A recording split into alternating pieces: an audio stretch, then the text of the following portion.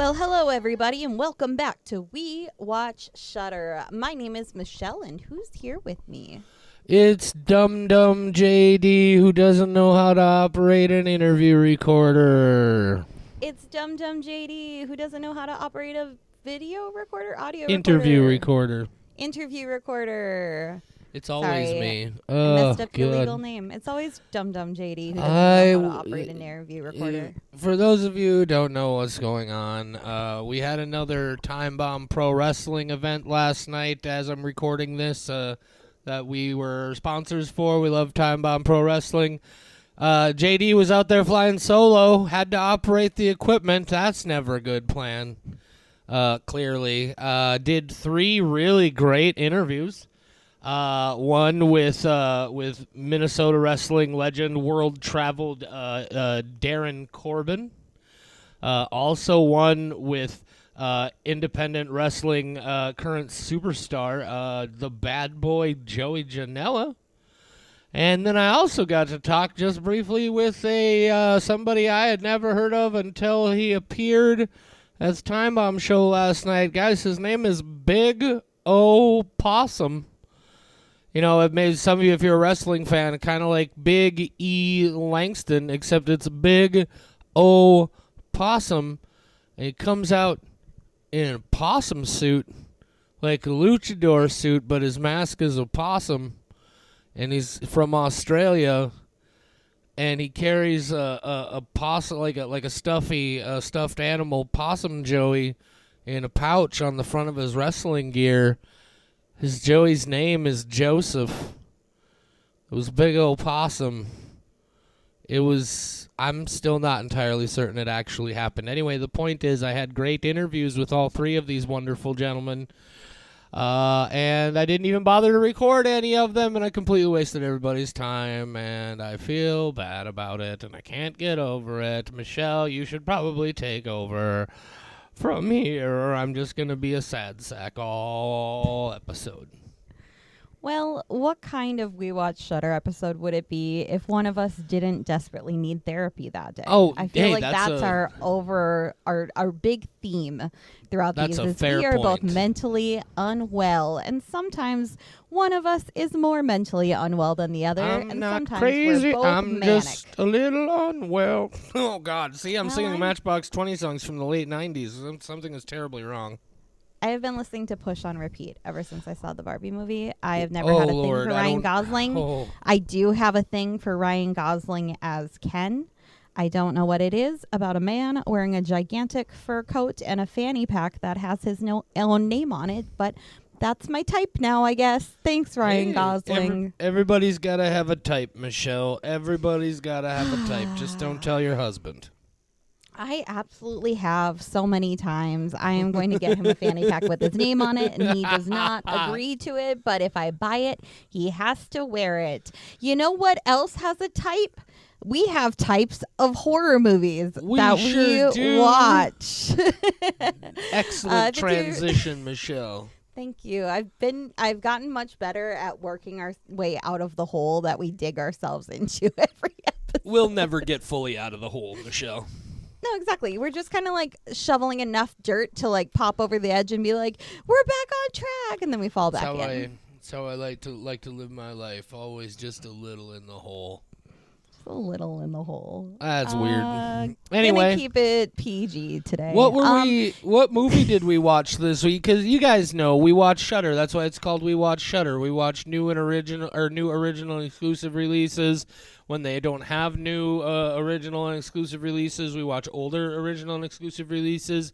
We got a brand new one this week. Michelle, tell them what it's called. Yeah, it's called The Communion Girl, or La Niña de la Comunión. Which, according to the subtitles in the movie, is The Little Communion Girl, and I almost like that even more, the additional little on that translation, but we'll talk more about that later. Well, they did not include the word little in their title, so that's on them. Right, exactly. But That's we'll on talk them. about, oh man, yeah, there's something about that title that once you understand this movie, it's a little bit extra creepy. Anyway, Yeah. we, Well, I don't even remember how these episodes work anymore, Michelle. No, it's okay. I got it. I got the reins. Let me lead this horse out of the desert. It's very thirsty. It's really tired. It's been walking a long way. Why the fuck did we think it was a good idea to bring a horse into the desert? Why are the two of us riding around on a horse in the desert? The horse doesn't even have a name. I was going to say, we didn't even bother to name the horse. What's wrong with us? We're terrible people, Michelle. The horse died. We're never going to talk about this again. Let's talk about the movie instead. So we're not gonna beat up the dead horse. We're not going to bury it either. Quick walk away before anybody sees it. What is wrong with us? I don't know. I enjoy. You notice how I've started saying what is wrong with us so that I don't have to shoulder all of the blame myself. No, that's fine. There's always something perpetually wrong with me. So even if I seem okay, I'm not. It's fine. If you're out there in listener land, if you're having a bad day and you don't want to say what is wrong with me, feel free to say what is wrong with us and include me in that sentence. I will always happily shoulder the burden of mental unwellness with you, because at some point I'm depressed or I'm manic or I'm just at a point where I'm right between the two, but it will only last a little bit. Always, just think of me when you're sad. You know what I love about this? This episode very much started off as therapy time for JD, and then Michelle very deftly redirected it back towards the movie, and then I successfully twisted it into therapy time for Michelle, and now we're still not talking about the movie. Oh, man. Well, let's go ahead and talk about the movie. Although I feel like what we're talking about more might be a little bit more than what we want to say about the movie. So we'll find out. We do not know how either of us feel about this movie yet. Right. So I literally got done watching this movie not 2 minutes before Michelle gave me a call so we could record this episode. Yeah, he was just having a night before that. You ever had one of those days, Michelle? I've had one of those lives. Oh, man. Yeah, I went there. That's an inside joke, guys. It's a whole thing. It's a really good inside joke, though, for the few of us who know it. The Communion Girl. Which summary are we going with tonight, Michelle? The one I already have on the screen and have been clicking just to highlight and then unclicking to deselect over and over for like a minute now. So read it to these good people. Okay, we're going to read the IMDb one. JD and I argued about whether the IMDb description or the Shudder description was less spoilery. I lost the argument, but I also did not care very much. So if this was the wrong choice... There's a specific detail in the Shudder description that I felt we wanted to avoid. And I felt like IMDb gave away more, but whatever. It doesn't matter. Life is an illusion. We're all going to die soon. Time is a flat according to IMDb, May 1987, while returning from a nightclub and after having taken drugs, new girl in town Sarah and her friend Reba find a doll wearing a communion dress. From that moment, their lives will become a living hell. Niña de la Communion, The Communion Girl, a Shudder original. A Shudder original. JD, why don't you hit us with your spoiler-free thoughts first? Okay, yeah, I'll give you my spoiler-free thoughts. Michelle, you know how I typically feel about ghost movies, and what was interesting about this is this is a Spanish language film, right? And we're not talking like Mexico Spanish. We're talking about the motherland, España, Spain Spanish. So I was expecting some feeling vaguely European. I found it very interesting that this very, very much plays out like an American story. And I just realized that was the word I wasn't going to say in this whole thing, and now I've said it. We're going to cut that part out, and I'm going to try these spoiler-free thoughts one more time. Can you lead me back into that, Michelle? I'm so sorry. I'm an idiot. I kind of prefer the idea of you just flailing for a little bit and just censoring the word that you just said. So then they're like, "Oh man, what does it mean?" And then they hear it later. Should I just go? Okay, so I'll just go and bleep the word out. No. Yep, just bleep the word. I think it adds to our spiral down the drain if we just bleep that in. I feel like this movie had a lot of very American sensibilities in the way it told its story, the way it's all put together. This is very much typically not a kind of movie that I really go for. I loved this movie. I thought it did a lot of things very effectively. There are a couple of moments of like real surprising pathos and emotion that snuck up on me. I really enjoyed this. Again, not typically the sort of thing I get into, but I had a good time with it. I'm giving this one 4 out of 5 skulls. Ooh, 4 out of 5. Well, oddly enough, from the way that we were speaking right before we started recording and just about this movie in general and things we'd have to say about it, I was convinced that you would hate it. I totally thought this was going to be an episode where we disagreed, and we only slightly disagree. I really enjoyed it too. I don't know what it is quite about this. The one word that you just said that you didn't mean to say was also going to be part of what I said, but now I won't say. We'll say it plenty in the spoiler section. I'll censor myself. I thought it was a fresh take on a story that we have heard before. Yes. I thought they did, it's nothing like brand new. We've seen this formula played out, but the things that they did add did spice it up to make it kind of refreshing and intriguing. And it definitely flounders at the end. So that's why I don't love it. Yeah, I completely think so. Oh, so wow. I completely disagree. 3.75. Oh, that's 3.75. 3.75. I'm sorry. I didn't mean to speak over you there. Yes. No, who am I kidding? Yes, I did. I do it all the time. I'm very rude. I'm so sorry. I'm also rude. I'm trying to think of a rude thing I could say right now. Your dog is stupid. Well, my dog's also stupid. Okay, that's kind of like the appeal of you and I, our dog. I prefer to use the word dumb. I feel like it has a little bit less cruel connotation than stupid. But no, you're not. Oh, I tell Ellie that she's very stupid. And she looks so happy you're not that wrong. I'm talking to her. Riley is he's a real dummy. But no, that's interesting though, because there are some things where I think we're going to disagree on, and then as we get into the spoilers, because I had a totally different experience. I thought this movie started to have kind of a low point in the middle, and then the end really kind of brought me back around in a lot of ways. So that's going to be fun to talk about. Interesting. So 3.75 for Michelle, 4 for me. That's an average of 3.875. Or is it 825? Yeah. 3.875. I don't know. I already closed out the spreadsheet. It's something that does like the that. formula for me. Yeah. So we overall very positive on The Communion Girl from director and I believe also co-writer Victor Garcia. If you want to go watch this movie before we get into the real deep spoilers here, now would be a good time for you to pause the episode and then come back, hit the pause button right about, how about now? Okay, cool. Did you come back? I hope you came back. Did they come back, Michelle? I came back. Yay! I left for a bit, but I'm back. I was going to try to buy another horse, but they are like, where did the last one we gave you go? And I went, we don't want to talk about that. And they're like, you're banned from this pet shop. That's and I fair. went, a pet shop sells horses? That's a really unique quality. You never see that anymore. And they're like, ma'am, please leave. That's that's awfully rude of them. All you did was ask them about why they sell horses. That seems like a perfectly reasonable question for a pet shop owner to have to answer. I think so.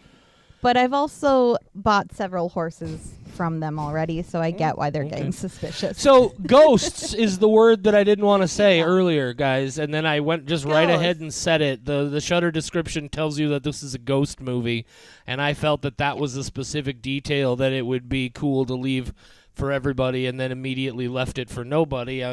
Did I remember to go back and put the beep over the word? I sure hope I did. I wrote myself a note and everything. I hope you didn't, because then all the floundering of like, I'm going to cut God. this out means nothing. God, no, I have to go back and what an embarrassment. Man, I swear to God I'm a professional, guys. I swear I know what I'm doing. Oh, man. Do you want to do that thing that you're so good at, Michelle, where you try to explain the story of this movie to folks who just want to hear us talk about it and didn't bother to go watch? Yeah. Okay. So I'm going to do a very slimmed down description of this movie for those of you who haven't seen it. Sarah and Reba. It's short for Rebecca. How did they do the enunciation? I think it's like a Reba. Reba? No, yeah, like a frog. Reba. Yeah, kind of. Reba. I think you probably have to have spent your entire life speaking traditional Spain Spanish to probably really get the pronunciation correct. But yeah, like it wasn't a Reba, it wasn't a Rebby, but it was somewhere in between the two. Yeah. I got frog in my mind. Reba. I can do Reba. And then is it Sarah? Sarah? No, it's Sarah. It's Sarah. That one's boring. Sarah and Reba. Okay, so Sarah and Reba. They are two friends, and Reba's kind of a bad girl. And so she's like, hey, Sarah, let's go out dancing with these boys. And Sarah's like, oh, I don't know. You're an influence on me. I'm new in this town, but okay. And then Reba's like, we're going to do some drugs, but you only have to do half a pill. And Sarah's like, that sounds cool. I'm going to do the cool thing. And then they do some drugs. And earlier in the day, Sarah's little sister, who's kind of a brat, she had her communion, and all the little girls got muñecas, which means dolls in Spanish. Thank you, Duolingo. I knew that one. I was so proud. Everybody got dolls except for her little sister, who got a stupid rosary bead set necklace, the Catholic thing. Michelle, the beads. I don't mean to interrupt you, but did a train just go by your house? That was a horse. It's mad. But yes, there was a train. Oh, I suddenly felt like maybe I was having a stroke. You know, maybe I know when you have a stroke, they say maybe sometimes if you smell toast randomly, that's not bad. And I thought maybe if you hear you hear trains. I feel like if you randomly hear trains when they're unexpected, that's probably bad. It might not be an indicator of a stroke, but it's an indicator of you done fucked up somehow. Anyway, I'm sorry. Please continue. I'd be so scared. No, that's okay. I had a way to loop it back to you were just high on the drugs that Reba and Sarah had done, and you were hallucinating trains. Anyway, they have a good time.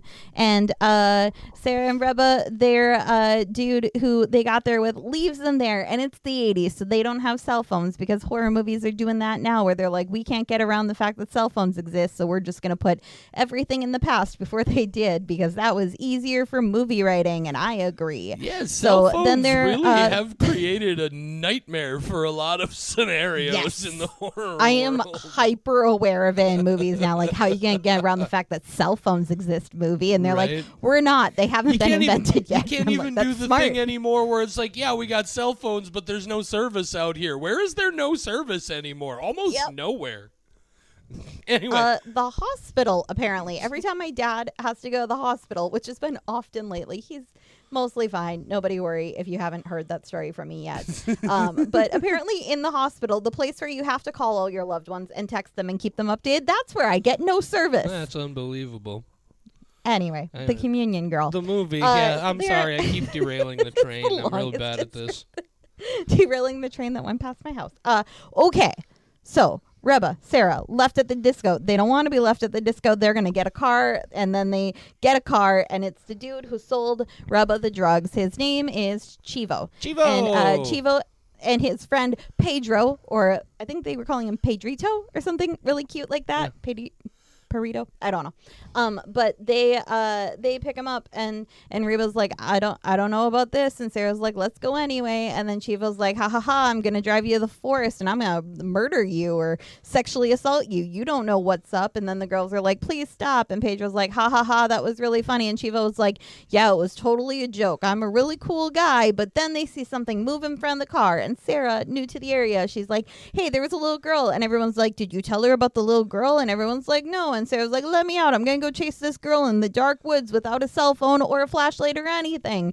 I'm just going to chase her out there because that sounds really smart. So then she gets out of the car and she goes chasing after this creepy fucking kid. And then instead of finding a child, she finds a doll. And she's like, whoa, this doll that was left in the middle of the woods is clearly a beloved item to a child who would want it back. They didn't just leave it out here because it's ugly and has terrible clothes. And everyone's like, well, she knows about the doll, guys. And then she goes home and now she's got stuff all over her arms or her one arm or whatever. And she's throwing up. And her parents are like, you did drugs. And Sarah's like, well, kind of, but that's not the reason for this. And then they're like, you're grounded. And she's like, that's rude. I'm not grounded. I'm potentially possessed. So then she goes to try to figure out what's going on. And everybody's getting the marks on their arms.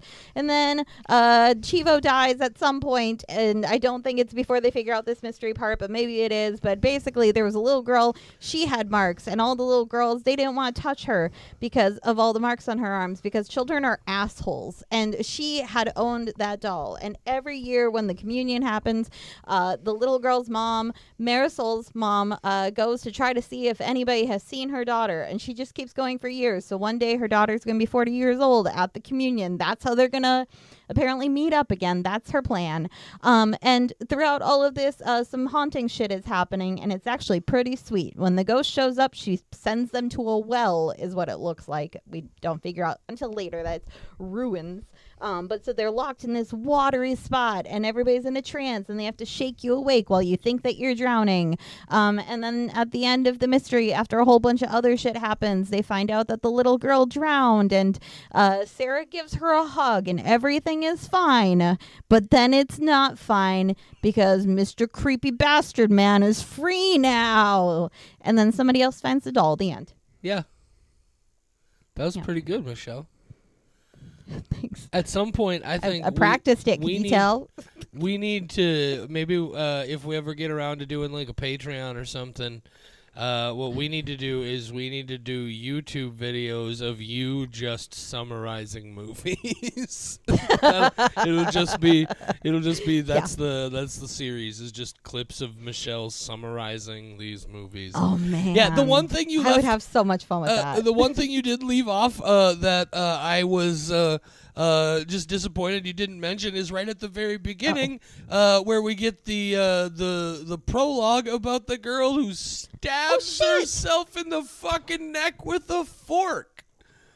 Every time we do, or every time I do a recap, I always forget the first 5 minutes of the movie, and I just get right into the meat of it. Oh no, I that's did the same thing with understandable.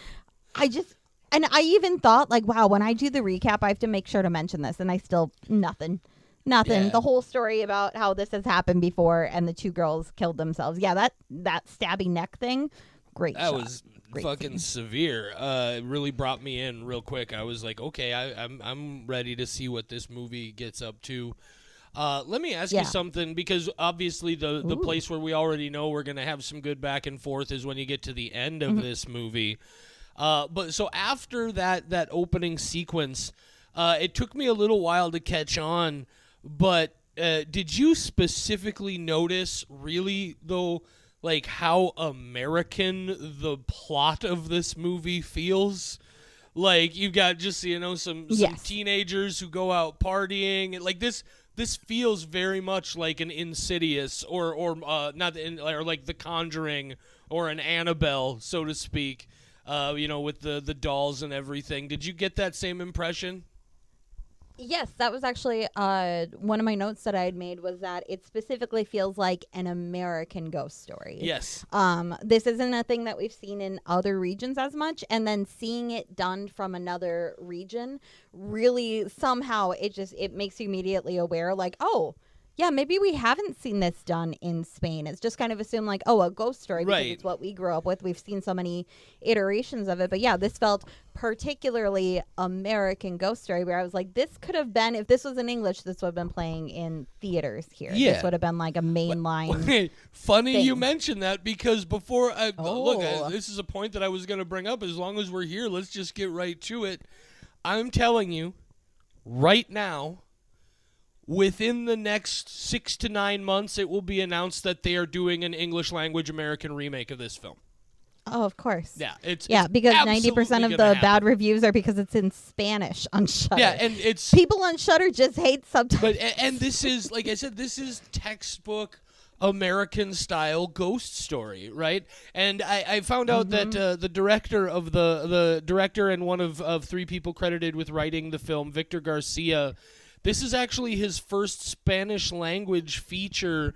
He did a lot of work in the States on like some direct-to-video things and some made-for-TV things. He did one of the Hellraiser movies, Hellraiser Revelations. He did Mirrors 2. He did a TV miniseries based in the 30 Days of Night universe. He also did the sequel, Return to House on Haunted Hill. And then this is his first Spanish-language feature, and obviously there's very much a lot of that American-style influence going on here. At the same time, though, I don't know why, but this movie worked for me a lot more than most American ghost story type movies do. I'm not a big fan of the Conjuring franchise or the Insidious franchise. That's just not really my type of horror. And one thing that I liked a lot about this is it feels to me like their jump scares, like their startle moments, are not actually intended to be startle moments for the audience, but they're trying to communicate the experience of that startling moment happening to the people in the movie. Does that make sense? And do you feel like you saw that there as well? I am so glad we are on the exact same wavelength today. First off, I do have to comment on Victor Garcia's history, and I have to ask, how the fuck do you make this movie after making the 2.7-star IMDb rated Hellraiser Revelations movie? Because, look, I'd be willing to bet Hellraiser Revelations was a, hey, you want to make this movie? Yeah, it's better than any other job I'm not doing right now. So, and there you are. Yeah, it's just surprising that Hellraiser, which is one of my least and most favorite series, and because it is all over the place. So many of those later movies are just shoehorned, we gotta do another thing with the property or we're gonna lose the rights sorts of things. I'm sure he was beholden to a terrible script and whatever, but oh, absolutely. I do not blame Victor Garcia in any way for how Hellraiser Revelations came out. It's just very funny that movie anybody involved with that produced good content afterwards. It's always like, wow, okay. I said a very snarky thing to a friend the other day where I was like, wow, I was watching this movie and I thought this person looked really familiar, so I checked out their IMDb history and I was really surprised to learn that I had seen them before on Riverdale, and it turns out that they actually can act. Because Riverdale is one of those things that I keep fucking watching and it's garbage. Why do you do it's that garbage. to yourself, it's not Michelle? good. It's trash. Because I'm a completionist. So I was one season in feeling very meh about it, and now they keep putting out seasons and I can't just stop. Anyway, that therapy with Michelle. We can talk about that. Could we maybe talk about the Communion Girl a little bit more? And I'm just mad about Riverdale. Give me a second. That was like to a breathe. real scolding Give me a second. dad voice kind of thing. I'm sorry. That was uncalled for. No, I feel ashamed. It's okay. I'm just get my feelings in order. Okay. Oh shit. He was second unit director on Bird Box Barcelona too. Oh wow. Shit. Okay. So from the scares perspective, because I felt like there was nothing here that. Oh, I'm sorry. I want to respond. Yeah, go ahead. I want to respond. No, it's okay. I know I went off on Riverdale. You've taken away my privileges to be able to respond. But no, that was one of the things that I also made a note of, is that I think that's why this feels fresh and exciting, despite the core story not being something brand new. Somebody finds something, the thing is haunted, it fucks up their lives. Like, that's a thing we've seen done so many different ways. But when done in American Ghost Stories, the scares are usually like when that mirror opens, you expect to see somebody standing behind you. And that kind of plays out in this, where the mirror opens again, and then you're expecting like American jump scare, she's going to close it, and now there's a face. But instead, that's not what happens. It does introduce a scare to you, but what's really scary is not just a millisecond of fear. It turns into her being locked in this place and her parents having to wake her up out of this trance. So instead of going for the cheap thrill of a scare. It actually tries to bring you into a terrifying situation. Right. And I think that's why it works so well for me. It felt like it was more earned when that horror happened. And I'm right there with you. It is very much this sort of like, it's like they said, look, we know that we can just, make a loud bang noise and have something jump out at you, and it'll make you go, ugh. We can do that, but that's what this does. Again, for me, what I felt like it was doing is it was communicating to us the experience of that terrifying, ghost face comes out of nowhere in the flashing light or whatever as an experience for the characters in the movie. But it's like it used startling moments to develop atmosphere, which is I don't think I've seen it in that direction before, right? Like a guy like Mike Flanagan is a guy who earns so many amazing jump scare moments and so many things that he does because he's so effective at. It's not that something just startles you out of nowhere. It's that you've been so drawn into what's going on that you've ultimately forgotten, hey, we're still watching a fucking horror movie, right? Mm-hmm. Whereas this is like the inverse of that. It's like using that experience of what it's like to be in the presence of those ghosts to develop an interesting atmosphere of dread, and I thought it was really effective. And then when they get into the more physical stuff with these people just getting tossed around rooms and shit, it's not that I've never seen anything like that before, but I thought it was really effectively done, and a lot of that stuff just kind of came out of nowhere. I really appreciated that. I concur. So I guess we should probably get to the climactic portions of this movie. Yeah. You said you thought it kind of went off the rails a bit and floundered at the end. Tell me a little bit about what you where that comes from. I think this movie, it surprised me in how much I enjoyed it. I thought it was going to be a standard ghost thing and kind of tired and just like middling movie. So then the fact that it gave this ending that didn't really wrap anything up, which fine, but we were thinking we're going to get a happy ending, which, okay, fine, we've seen that.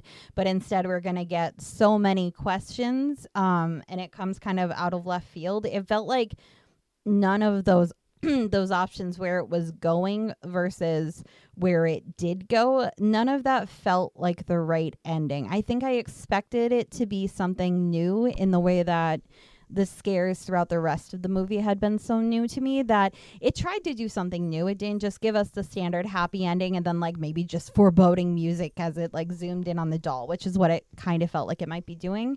And instead it introduces this creepy man, but then that felt like, oh, well, I mean, I guess it's new, but it's not good. I think I just had higher hopes because it had elevated them so much by that point. So when you're talking about floundering at the end, you mean literally that end moment where they're like, oh, we didn't, solve anything or whatever. We just kind of set something free, and then the creepy million-tooth creepy man face comes out of the shadows, and it goes to black, and then we go into the little epilogue with the doll. You're talking specifically about just that portion. I would say because that portion exists, then the rest of the ending doesn't work for me either. Okay. Whereas if that portion had been different and they had just done something different, then I would be specifically talking about those 30 seconds. But then it's like, well, this lead up just feels weird. Then it doesn't mesh. The first thing I would say is I feel like, again, in true American ghost story horror movie fashion, I think it's very obvious that what they were doing at the end is they're trying to set this up for franchise, right? Like they're trying to make this, but I do agree with you on that very last thing, where just because I imagine you're probably thinking the same thing. They're ultimately like they're in the ruins. She first of all, everything that happens in, like, say, the last 20 minutes or so of this movie, except for that very last bit, I fucking love. It gets it gets ratcheted up tension. There's all these people getting just tossed out of, like, people just getting, and they're clearly getting yanked by wire rigs, right? But it's done so effectively that you don't see anything. There's like these. I imagine some stuntmen had some real rough days making this. I like movie. some good yoinks. Just put some good yoinks in my movies. I thought it was super intense when Reba is under the influence of Marsol. And she comes out of it, like her dad shakes her out of it, and she comes out of it and just here's what I want to know. She stabs him in the neck like 3 or 4 times with whatever that thing is she was holding. And later on, she says to Sarah, I almost killed him? How the fuck did she not kill him? You saw her stab him in the neck, did you not? Oh, yeah, absolutely. I thought we were going to then reintroduce him and he would know something, and that's why he had to live. So the fact that he did live, I have questions, but maybe having him die would have added so many complications to the story that they're like, well, we know he got fucked up, but he can't die because it's just going to be complex. Sure. The police are going to have questions. We're not going to be able to get around that very easily. And this is a little less confusing. And then so they get to the big ending sequence, which I mean, I think we have to admit right away definitely has a bit of an homage. I think you could say to The Ring, with the well and the child in the well. I did enjoy the way this all worked, and look, maybe it's just me. I'm sure it's not going to have the same resonance with everybody. But I think a big part of it is I was very much in that mindset at this point that, this is just a very American-style ghost story that's been pretty well executed up until now. I was not prepared for my genuine emotional reaction to when this corpse, because first of all, that corpse girl is fucking great body horror effects. Holy shit. I love bones cracking and bodies all warped up. But just that transition into like fucking kid just wanted to be hugged, just like that, like kid stuff. You know me, kid stuff really gets me in the guts, and I thought that was just like a little bit that's what I'm super worried about if they do have an American English language remake of this, is they're gonna fuck all that good stuff up somehow. But no, I was surprised by I mean it's not like Academy Award emotional level stuff, but it was more than I was expecting. How did you feel about that? When I make the American version, there's definitely going to be an evil pastor aspect, and I have to brace myself for that because I totally thought that's where we were going. So did I. I was ultimately getting to that point. Americans gonna cheap out and just do it. Yeah, no. Well, and I don't know that I would say that's cheaping out. Like they get to that point where they're talking about how something enticed her into the ruins and into the well. I 1000% was like, it's the old priest. He's some sort of, well, we know what some priests have a reputation for. And so I thought it was going being towards extra that. Extra godly. Right, yeah, extra godly. I felt like it was so structured to push us towards that's a big part of why that ultimate ending didn't quite work for me. I'm not sure, and if it is something that they're setting up for a sequel where there's going to be, I don't know, maybe there's some connection between the creepy man and the priest or whatever. They're the same person. The ultimately, to me, then what that does is that makes me feel like, okay, really what you did here is you made a part 1 and a part 2 and didn't tell me you made a part 1 and a part 2. And if I'm not going to be getting a full story, I would like to know that going in, at least. I don't think it felt necessarily like this is a part 1, part 2 kind of thing for me. It just didn't feel complete. Like you said, they might be setting up for a franchise, but until you mentioned that, I didn't think, they went into this with the intention of making a sequel. It just felt like a not well thought out ending, and because it's not well thought out and because it is getting some good reception, that, you know, there might be a sequel, there might be an American remake. Sure. I didn't think that they went into it with that intention. To me, it just felt like, oh, we're going to do something fresh because everybody's seen the other alternative, but we just didn't figure out what to do correctly. No, I guess, yeah, that's entirely possible. I read it in the other direction. I thought I thought it, like, it read to me very much like, oh, we're trying to set this up. So, like, obviously it's all going to depend on how well it goes, but we want to get it ready so that if it does go, we have more story that we want to tell. I definitely felt like there was a bit of that here. Maybe I'm right, maybe I'm wrong. I guess time will tell. But oh yeah, I always find it interesting when we completely differently interpret what sure. was their intention with that's it. awesome. So that's interesting. I would be curious to know because he did work on American films, so he does know the process. Maybe. I thought the ghost / monster effects were really good. I thought that thing was real creepy. The way it does appear again, I wasn't ever like jump out of my seat startled, but it was still effective in creating a real creepy mood. Overall, this felt like an American movie that's better than most American ghost movies that I've seen in a long time. And I had real good fun with it. Yeah, I'm going to be curious to see whether my friends who aren't as into horror and haven't seen every single goddamn movie that has ever been made, if they watch this movie and they feel the same, or if we are just so tired of the same trope that seeing something new and different is just extra exciting to us. I'm gonna definitely watch it with people, and I'm looking forward to Michelle, figuring out that mystery. Are you? Oh, hey, what? Are you still there? Oh, hey, I am. Okay, cool. I lost you for just a moment. I think everything will be fine as Oh. long as your recording was continuing to roll. But yeah, I lost you. Still recording. I lost it you was just the briefly there. Communion girl. Oh my God! There is one girl. thing that I forgot to mention because I got caught up in talking about something else. But one thing again in that ending sequence that I really enjoyed, that I thought was, I mean, it was especially bleak, but I thought it was unique and effective.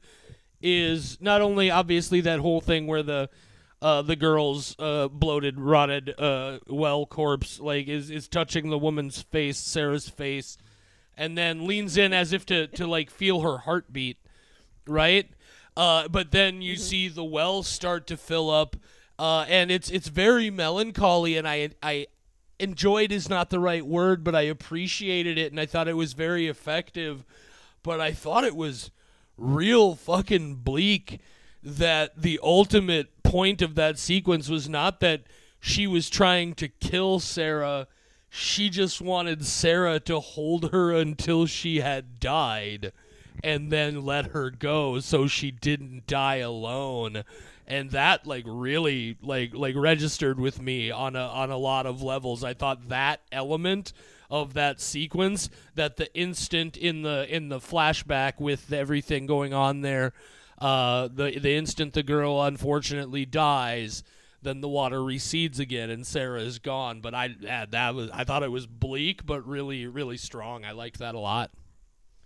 And I felt that was completely overshadowed by then what they did at the very end. Because it was kind of like a happy ending in a way. Obviously, that's bleak, but it's like, oh, she wasn't trying to harm us, or she was, but not like there was a reason for it that we didn't expect, and then it was just overshadowed by creepy dude. Yeah, and I guess we'll see where it goes from there. But overall, a really enjoyable experience.